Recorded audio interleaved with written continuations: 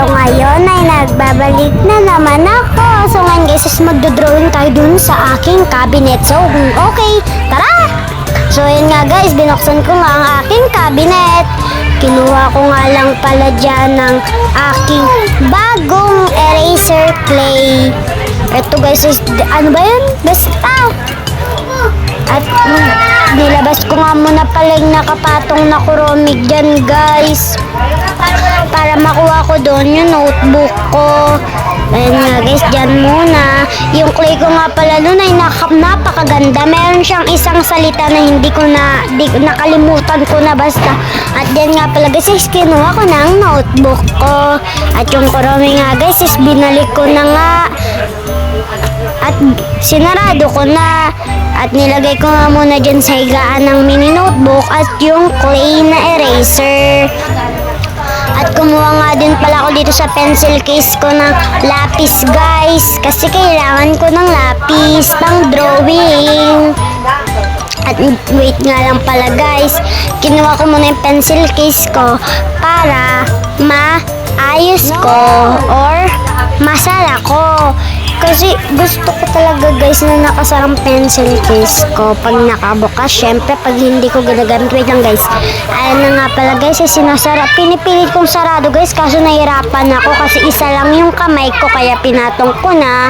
At ayun na nga pala yan guys, pinatong ko nga muna pala yung cellphone ko dun sa pencil case at pilit kong sinasarado at nasarado naman na at nilagay ko na dun sa bag ko. At sinarado ko na din ang zipper. At dito na nga pala guys. Wait lang guys. At yun na nga pala guys. Pumwesto na ako. Para makadrawing na ako ng idodrawing. At ito nga pala ang clay ko guys na eraser.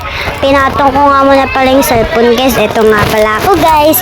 I-open nga pala natin tong eraser na to. Tsaka ko na lang sasabihin sa inyo guys kung ano yung word na nagpapaganda dito sa eraser clay na to guys. Sasabihin ko sa inyo talaga guys. Wait lang nga, titingnan ko nga muna.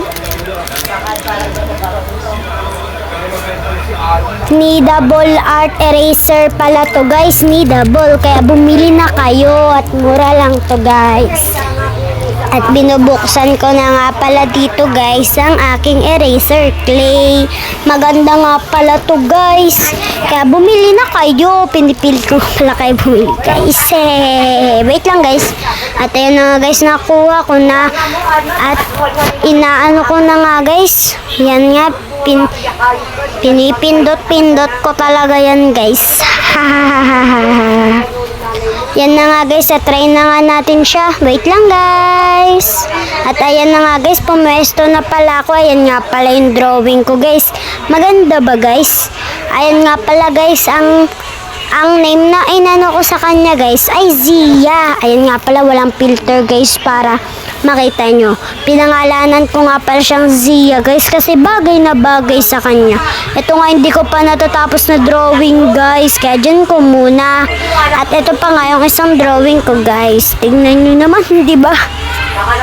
At meron pa nga isa guys. Wait lang guys, hanapin ko muna ha. Yan nga pala guys. Ito. At tignan natin. At magdodrawing tayo dito guys. So let's this. Ang dodrawing ko nga pala guys ay ang old drawing ko nung bata ako. Natatandaan ko pa nga nung batang bata ako. Ito ang aking drawing. Kaya nga ngayon ay idodrawing ko. So samahan nyo ako guys. Wait lang. Yan nga pala guys, inano ko na yung mukha. Tignan nyo naman talagang drawing ko guys. Napaka-konting pangit. Kasi nga naman, tignan nyo naman yung mata ko guys. Oh, di ko nalilimutan ang drawing ko na ito. At inano ko na nga ang kanyang braso. At ito na nga guys yung damit niya. Yan na nga. At indinrawingan ko na nga pala ng palda niya at ng kanyang sandals or sapatos. Yan nga pala guys, binura ko nga pala kasi naglagpas na.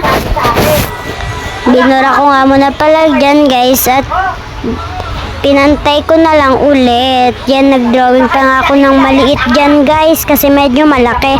At nagdrawing nga pala ako ng kamay guys. Yung kamay niya pala ay nasa likod. Yan nga pala guys. Ito talaga ang parang nagagandahan ako dito sa drawing ko guys nung bata ako. Inano ko na nga pala niya ng buhok niya guys.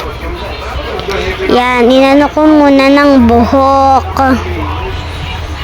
Shade ko nga pala dyan ng buhok guys. Ito yung buhok nun. Minsan nga ginagamit ko ng buhok dyan guys ay ballpen. Pero mamaya guys, so try natin yan sa ballpen. At ayun nga guys, ano na yung naglagpas-lagpas na yung drawing ko guys. Kaya wait lang. At ayan na nga, natapos ko na din guys. At ngayon guys, iaano natin siya sa clay. Yan, inano-ano ko nga pala guys. Pero kumuha ako ng maliit at i-roll ko siya dun sa dinrobing ko para mabura konti. Para ma-highlight siya guys. Ganon. Yan. Yan guys. Binura ko nga pala konti guys para hindi medyo maano. Kaya yan nga guys, medyo nabubura nga din pala dyan na. Yan nga guys, inaano ko pa rin nga dyan. Medyo nahirapan ako guys kasi isang kamay lang yung hawak ko. Pero inaano ko talaga para maipakita sa inyo yung old drawing ko. Yan nga guys yung ginagawa ko. Di ko lang kung ano talaga yung ano nasa isip ko. Kung bakit ko gusto drawing. Wait lang nga guys. Ang gulo naman. So yan nga guys. Ito na ang inano ko na nga pala siya ng ballpen guys. Para malinaw na. Inaano ko yan guys ng ballpen. Pinapatungan ko. Para mukhang malinis na talaga. Inaano ko nga guys.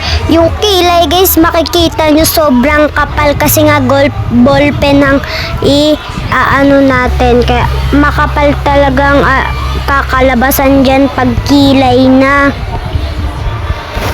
Inaano ko nga guys ay nakilay na guys, diba? Sobrang kapal. And guys, pati yung katawan na. Inaano ko na yung katawan guys. Yan. Yung kilay talaga guys, ako. Natatawa ako kasi sobrang kapal. Yan, inaano ko na yung kamay niya. At ngayon ay palda na. Yung palda niya na guys.